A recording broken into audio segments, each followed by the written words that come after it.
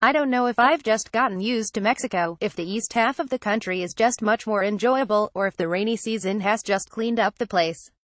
But either way, I can honestly say I actually really like returning to this country again. Since we arrived in Tapachula, Chiapas, just across the Guatemala border, life took a turn for the pleasant, though anything seems pleasant after Highway CA2. We spent our first day back in Mexico sweeping along the fast, smooth toll roads of Chiapas, still surrounded by lush rainforest and the heat made more workable by the constant cloud cover of the season. We made one last pit stop along the ocean shore, cutting through Reserva de la Biosfera and Crucijada as well as an endless stretch of farms and ranches. I opted not to swim in the ocean this time around, as the water was arid with large barrels and riptides. And not least of all because it was brown and gross looking. The Panama coastline may have spoiled me more than I realized. After a leisurely shrimp cocktail lunch on the beach, we returned to the main road and started making our way toward the east coast in hopes of seeing a figurative and literal different side of the country. Next stop, Veracruz. The roads followed the mountains and valleys of Chiapas with large, open turns, twisty enough to be fun and fast enough to be exciting, and the whole state was blooming with life. I didn't expect to be so happy to be in Mexico, but I was quickly reminded of why I had liked the state of Chiapas the first time around too. We skirted through one military checkpoint after the other, some of which searched us until they got bored of all the clothes and camping equipment, and one even x-rayed all of the vehicles looking for who likes to party harder than the rest of them. As checkpoints and traffic droned on, we stopped at the side of the road to cool down in the shade and stop for a water break. Another rider on a bright red Ducati Monster was by, and then almost immediately turned tail to come back and talk to us. Well, motorcycles probably outnumber people in these Latin countries. They're usually so small, cheap, and common that they seem to be viewed more as a mode of transportation than an all-consuming lifestyle. Crazy, I know. So it's rare to see bikes as big as ours in Mexico.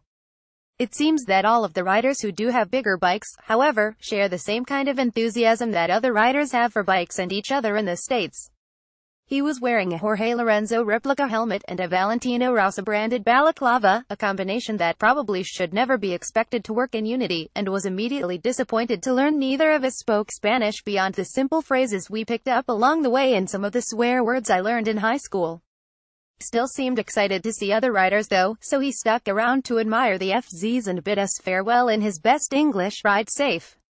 Anyway, after a long ride along what became boring toll roads lined with Pemex refineries and big trucks, we finally made our way to the stretch leading toward Veracruz.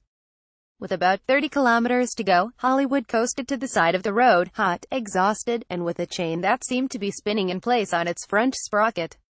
We had replaced the rear in Panama, but it turned out the front sprocket needed a little more urgent attention than expected. He tried to limp it a little farther, but being so close to town, I figured now was as good a time as any to get my money's worth on that overpriced Mexican insurance I bought before we left. After 30 minutes of awkward attempts at communication, yelling over semis that seemed to be in open rebellion with their mufflers, we switched to WhatsApp so we could communicate through text and GPS tracking and had a tow truck on its way. Of course, Mexican roadside assistance in the boonies is about as fast as you expect it might be. We chilled under an overpass for about 2 hours, hanging out with the kind of disturbingly large red ants that nightmares are made of and a slightly less large herd of escaped goats. Having tied down bikes many times while hauling my way out to the racetrack and back over the years, I struggled not to cringe as the tow truck driver haphazardly wrapped his straps around the handlebars and seat of Hollywood's FZ1. As I put all my gear on, I also struggled not to be jealous as Hollywood got to hop into an air-conditioned cab. I'm not really sure if the fz-07's reliability was really a win today or not. I followed them into the city, saving us the effort of navigating the typical poorly marked unlabeled Mexican city streets, and we ordered some new sprockets to be dropped off at a local DHL hub. Then we signed up for some scuba diving at a nearby dive shop. Diving in Veracruz was interesting, to say the least. As we had only gotten the lower-level scuba diver certification in Belize, we opted to raise our licensing level to a full open-water certification in a place where the full course and 6 dives and all of the rental equipment cost less than 1 dive did to the south. Of course, for your savings, you also had the disadvantage of learning from people who spoke almost no English with equipment that was at a few notches above passable, and all of your practice had to be done in a 15-foot deep section of the open ocean instead of a pool. But this is an adventure, damn it. The waters outside Veracruz are full of squid, eels, gigantic lobsters that look strikingly similar to the sci-fi Predator, and, most importantly, shipwrecks. Some were actually United States and Russian Navy ships, interestingly enough.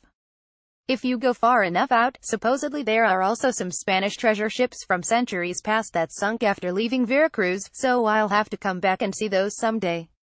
Finishing my open water certification was hugely satisfying, but, unfortunately, our timing was less spectacular. As we went to pick up our parts the next day, the winds were howling something fierce, and the sea was in mortal combat with itself. Apparently a huge hurricane had been brewing off the coast, first tearing through the Yucatan, with Veracruz directly in its path. I've already ridden outside a tornado, so I think it's reasonable to buckle down and not feel like I've lost all of my toughness points, right? Looks like I'll be here a few extra days.